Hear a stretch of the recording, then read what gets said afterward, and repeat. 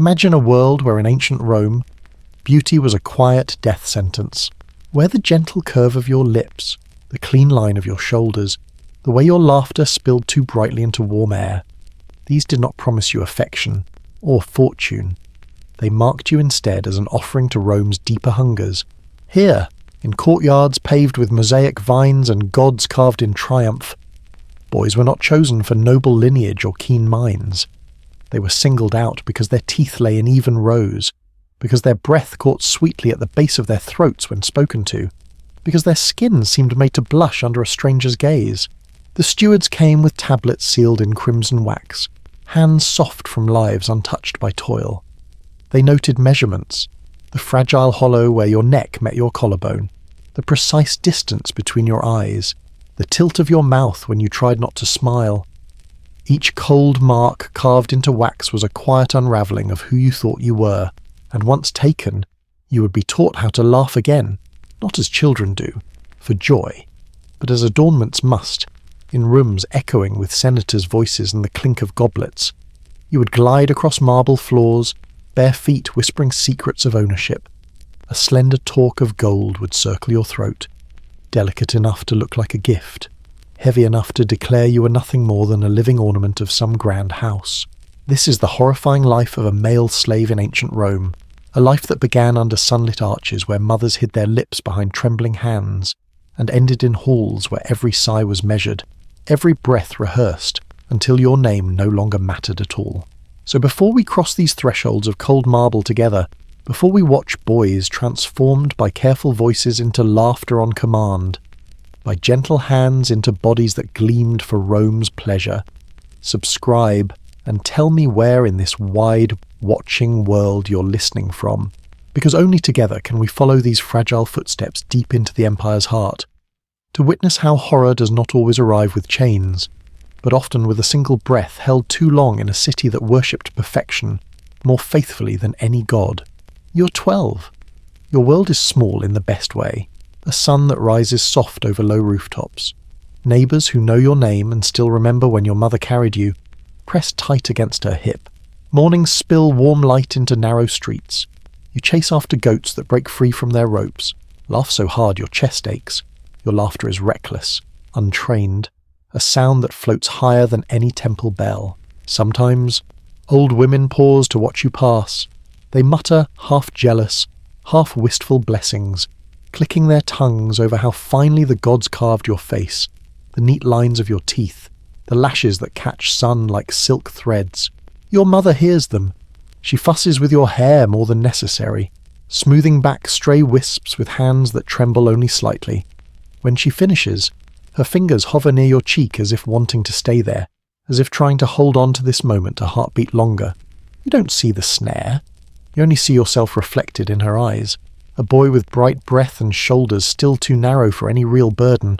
Then one morning, before the mist has even had time to flee the earth, they come, 3 men on well-fed horses, their linen tunics nearly untouched by road dust. The smell of them, bay leaves, ink, something sweet and bitter like figs left too long in the sun, carries ahead of them, curling into your doorway before they ever step across it. Your father stands taller than usual, shoulders squared, chin lifted. His mouth twitches as if trying to remember how to arrange itself into the right shape of welcome. Your mother stays just behind him. Her hand rises to rest at the hollow of her throat, thumb pressed lightly to the place where her heartbeat jumps. It's such a small, ordinary motion that you almost overlook it. But later, in darker chambers, it will be the thing you remember most, that quiet, frightened press of flesh over a too fast pulse. They greet your father by name, compliment his boundary fence, remark on how orderly the oil jars look by your window. Their words slide gentle across the room, practiced and pleasant. But then their eyes find you, and something behind their smiles flattens. Their gaze moves over your face, down your neck, pausing at your shoulders, the ones your mother once measured with a playful hand, claiming you'd grow broad and strong like your grandfather. Now those same shoulders betray you by being too slight, too willing to curve under any weight. Walk, one says, voice warm as milk. Your feet obey before your mind can catch them. You step forward, trying not to think about how your knees feel suddenly hollow, how your breath skips just under your ribs. You turn once, twice, feeling the fabric of your tunic shift against skin that was never meant to be on display. They watch. Another steps closer. Close enough you can count the fine lines at the corners of his eyes. His hand rises, 2 fingers under your chin, tilting your face first one way, then the other, as if appraising how sunlight moves across your cheekbones. His thumb rests at the tender spot just below your jaw. You feel your pulse jump there, quick and frightened. The faintest smile tugs at his mouth, the way a merchant might smile over particularly ripe fruit. Behind him, a steward stands with a wax tablet, stylus poised. When the man lets your chin go, the stylus scrapes, a tiny sound, delicate as a bird cracking seed. You flinch at it, even though it does not touch you. They speak to each other in soft voices, words you can't quite catch. But you hear your mother's breath stutter again, almost a sob. Your father keeps his eyes on the floor, studying the dirt like he might memorize every tiny pebble if it means he can stand here without seeing what's being done. The stylus moves again. It carves another line into wax. One more mark in a long ledger of boys whose lives have already slipped from their own hands. You stand there, every inch of you trying to stay small, hoping smallness might make you invisible. But that is not how Rome works. In ancient Rome, beauty is not a promise of affection. It is a guarantee of possession, and so begins the horrifying life of a male slave in ancient Rome. Not because you sinned or begged for notice, but because your shoulders were too slight under linen and your blush too eager to rise when spoken to. When they turn to leave, promises are made, compensation spoken in careful tones so as not to bruise what's left of your parents' dignity. They assure your father it will all be handled properly, that your mother will have nothing to fear. They do not speak to you at all. No one does. Your name is still yours for now, but already you sense it slipping, waiting to be written in another hand. Later that night, when your mother presses her palm to your cheek, you lean into it harder than you ever have. You wish you could crawl back into her chest, into the place where her thumb once rested to quiet a frantic heart. But you are too large for that now, and Rome has already begun measuring you for other uses. They come for you just after sunrise, not with ropes or threats. Rome doesn't need them. Only a quiet word at your father's gate, a nod toward the yard where you stand, barefoot and still hoping this might yet be a misunderstanding. They guide you toward a courtyard you've never stepped into, paved in intricate mosaic that seems too fine for your feet. Marble columns rise around you, catching early light. Statues of gods watch with empty eyes. A small table waits. Upon it rests a thin tablet of wax, a stylus laid across it like a promise. Stand here. You obey. Not because you are brave, but because your knees have turned to water and there is nowhere else to go. One of them steps close. His hands hover a breath away from your shoulders, then settle lightly, moving across the line of your neck, down the slope where your collarbone begins. Not to comfort, only to feel how soft you are, how easily shaped. Another lifts your arm, fingers pressing into the tender hollow beneath. You flinch at the touch, though he does not squeeze hard enough to bruise. He smiles at your reaction. A boy who startles is a boy whose laughter can be trained. Behind him, the steward scratches the stylus through wax, each tiny mark a quiet theft. Your height, your shoulders, the quick jump of a pulse beneath thin skin. Open your mouth. Fingers press your lips apart, slip inside to test teeth, gums, the shape of your tongue. The taste of dust and ink fills your throat. You fight the urge to gag.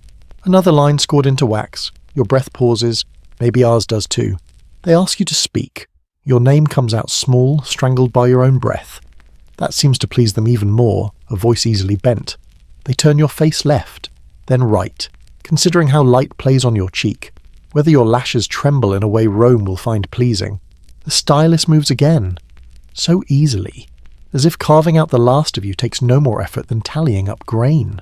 You catch your own reflection in a polished urn, your shoulders sloped under their hands, your mouth still parted from being pried open, and you realize this is the exact moment your life stops belonging to you. When it's over, one of them pats your cheek, almost kindly, as though to soothe you for having been so easily claimed. They come for you on a morning that looks too gentle for what it carries. The cart waits by your gate, its wheels half buried in soft earth, no chains, no iron, Just the quiet certainty that you will climb up because Rome has already decided so. Your father stands beside it, shoulders collapsed inward, as if all his height was only ever borrowed. He doesn't look at you. Instead, he keeps his eyes on the side of the cart, studying the grain of wood like it might tell him how to undo what's already been agreed. Your mother hovers close. Her hand finds your cheek, thumb brushing under your eye, chasing away nothing at all. She doesn't speak. If she does, the last thin thread holding her together might snap. You climb in, because your feet know what your heart refuses. You settle onto rough boards that smell of old straw and cold mornings. The driver flicks the reins. The cart jolts forward. Your village begins to slide past in slow procession. The neighbour's low wall, the fig tree heavy with green fruit, the path where you once raced your friends. Each thing disappears behind you as if swallowed by mist. You twist to look back.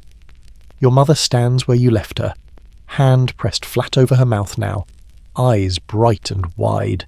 She doesn't wave. Her other hand knots into the folds of her dress so tightly that later you will wonder if she left bruises there. Small dark proofs of how hard she tried not to scream. The road bends. She vanishes behind the curve, leaving only empty air. Silence has many shapes. This is one. Beside you sits another boy. Younger maybe, or simply more afraid. His breath hitches. You feel it before you hear it.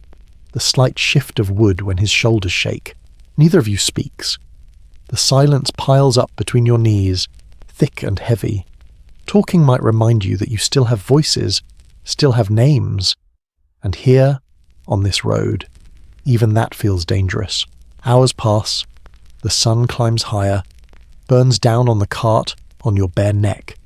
You watch fields stretch out in neat rows, farmers bent to their work, paying no attention to the cart rumbling by, as if boys being ferried away is just another quiet, ordinary part of Roman life. Once the driver stops at a well. You're given a cup of water. It tastes faintly of copper, of dust. You drink because thirst is simple. It demands nothing of you but the tilt of your head. Then the wheels turn again. Each roll seems to press you deeper into a shape you did not choose, the shape of a body that no longer belongs to itself. You try to hold on to the last things that are still yours, the smell of your mother's hair, the sound of your father's cough at night, the way your house looks from the hill where goats sometimes stray. But memory is treacherous. It slips under your fingers like water, leaving you grasping at nothing. Somewhere ahead lies Rome, a city you once heard sung about, where arches rise and triumphs glitter, a city where the horrifying life of a male slave is carved not from violence alone, but from moments like this: gentle roads, soft mornings, and mothers left holding their own silence. Rome does not greet you with iron. It greets you with linen sheets, with oils that smell of crushed herbs and warm stone. Gentle hands bathe you, working the dust of your village from your skin, until you wonder if they are scrubbing away more than dirt, if they are washing off every memory that ever made you yours. They measure you again, this time more carefully. A steward's fingers move along your arms, thumbs pressing lightly at the small muscles that once helped you climb fig trees. He murmurs something you don't catch. The scribe behind him nods, scratches it into wax. They teach you how to stand, feet placed just so, shoulders lowered in a curve that makes your neck seem longer. How to breathe, slow and shallow, so your chest rises softly, inviting eyes to rest there without noticing the frantic pulse just beneath. A tutor arrives to train your voice. He instructs you to laugh, not the careless noise that once chased chickens through dusty lanes, but a softer sound, timed precisely to please whoever might be listening. When you fail, his hand flicks quick against your shoulder, never hard enough to bruise, just sharp enough that next time your laughter obeys. In the evenings, you practice walking, long corridors lined with statues that never blink, never look away. You move between them, balancing small cups on your open palms. If your hands tremble, even a little, the liquid inside ripples and spills. The servants watch with quiet faces. They do not clap when you manage it, but they do not frown. We all learn eventually which kind of silence is safe. You learn this is the closest thing to praise you will ever get. One night, a boy younger than you drops his cup. Wine splashes across the mosaic, dark as spilled blood. He tries to stammer an apology, but no one waits to hear it. A hand closes around his arm, guiding him gently, almost kindly, out of the hall. You do not see him again. After that, your own hands stop shaking. They fit you for garments finer than anything your mother ever stitched. Light linen that brushes your skin, cut to expose the slope of your shoulders, the slim line of your arms. They drape a thin gold torque around your throat. It sits there, warm from another's touch, delicate enough to seem like a gift. But when you swallow, it reminds you of its weight. Sometimes, standing there with your head bowed, you think about laughter, how once it sprang from you without thought, chasing down streets, bright enough that old women stopped to watch. Now it is something you summon when told, something that tastes of oil and fear. You wonder if your mother would recognize this sound, if she would know it no longer belongs to the boy she once held so tightly against her chest, thumb pressed to a heartbeat that ran too fast with joy. But tell me, if someone taught you to laugh only when it kept you safe, would you even notice when it stopped being yours? This is how Rome trains you, not with beatings or screams, but with gentle instructions, patient hands, careful praise. But tell me, if someone taught you to laugh only when it kept you safe, would you even notice when it stopped being yours? So that by the time you stand ready in the torchlight of the atrium, your breath already knows how to catch just right, your mouth how to curl into the smile they paid for, and you have almost forgotten there was ever any other way to be. The night they finally present you is not marked by fanfare. No drums, no bright banners, only soft torchlight spilling across marble floors, catching on silver trays, pooling in the hollows of sculpted gods who stare forever forward. You stand just outside the atrium where laughter swells in careful waves, rising to meet the gilded ceiling. Your breath flutters in your chest. You force it into the slow pattern they taught you. Inhale, shoulders drop, exhale, mouth relaxed. It is a ritual now, this breathing. Something you perform for them as much as for yourself. A steward nudges you forward. You step past the threshold. Immediately the air changes, warmer, dense with perfumes that coat your tongue. Eyes lift to you, curious, expectant. Some linger at your throat where the torque gleams, where your pulse betrays itself again and again. A senator crooks a finger. His rings flash, heavy with small carved beasts that seem to leer at you. You cross the distance on feet that remember exactly how to move, how not to move. He holds out his cup. You take it with both hands, careful not to tilt, pour slowly, wrist loose, just the way they drilled into you night after night. His gaze does not waver from your face. When you finish, he does not take the cup immediately. Instead, his hand finds your waist, settles there, presses lightly, as though weighing where the softness still lingers under fine linen. You do not flinch. Lesson 1. Bodies that startle have less value. He smiles, leans back at last, and lifts the cup. Beautiful, he says, to no one in particular, perhaps not even to you. If this unsettles you, stay, because by the end, you'll see how Rome still lives in places you never thought to look. Around you, conversation resumes. Laughter curls through the space, but now it wraps around you differently. If this unsettles you, stay, because by the end, you'll see how Rome still lives in places you never thought to look. You have become part of the evening's adornment, no less deliberate than the gold leaf on the columns or the polished bronze bowls. Your own laughter arrives on cue, a soft sound, practiced to slip between their words, to please without calling attention to itself. It leaves your throat tasting faintly of ash. Somewhere near the courtyard, musicians begin a low tune. A girl passes with a platter of figs, her eyes darting to yours. She looks away quickly, as if embarrassed to have caught you being exactly what they shaped you to be. The senator's hand finds your hip again in passing, a casual claim. You do not stiffen. You have learned that horror wears many guises.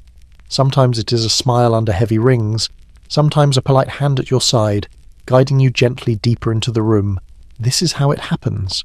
How the horrifying life of a male slave in ancient Rome slips from rumour to truth, not in back alleys or damp cells, but here, under lamplight, under voices that joke and praise, under the slow swirl of wine in shallow cups. And when you breathe, because you must, you do so carefully, so your chest rises just enough to remain lovely. Seasons change, though here under the high walls of the villa you only mark them by the fruits laid out on silver trays. Figs give way to pomegranates, then to clusters of pale grapes that burst too sweet on your tongue. Your shoulders grow. Beauty here is never a promise, only a temporary reprieve. The narrow curve that once drew so many eyes begins to straighten. The small bones at your throat no longer stand out so sharply when you swallow. You do not need anyone to tell you that Rome notices this. They do not come to measure you again. No fingers tilt your chin, press under your arms, trace the breath in your chest. Instead, the steward's eyes move past you, toward the next boy, a child you do not know, except that his voice still cracks when nervous, that his skin still carries the faint scent of goat milk and dust. You watch them take him through each motion you once endured, mouth open to show small, even teeth, shoulders pressed to test how easily they yield. You see his throat jump under the gentle push of a thumb. You see the first tremble of fear that means he will learn to laugh exactly when they want him to. Sometimes he catches your gaze. His eyes ask questions you do not answer. You look away, because what would you say? That beauty here is never a gift, only a delayed sentence, that soon enough his breath will not belong to him either. In the evenings, you still stand along the wall of the atrium, watching cups fill and empty, listening to laughter ripple like warm water, but no one reaches for you now. Their hands drift past, toward softer lines, toward newer skin that shivers under each casual touch. This is the last lesson Rome teaches you, that your worth was never truly yours. It lived only in their eyes, in the careful marks they once scratched into wax. Now those same eyes slip past you, searching already for the next perfect curve of a neck, the next mouth that opens too readily in practiced joy. You do not wear the talk anymore. It clasps another throat now, a slim circlet that once burned warm against your skin, pressing each swallow into a silent promise of obedience. Some nights you dream of your mother, of her hand at your cheek, of the way her thumb stroked lightly near your eye as if to memorize the small weight of you there. You wake with tears you have long since learned not to show. No one here would understand them. Or worse, they might remember just how easily your softness once pleased, so you learn to become part of the villa's quiet architecture, like the mosaic floors that hold no memory of who danced across them, or the empty urns that once carried perfumes to mask the scent of fear. This is the final cruelty.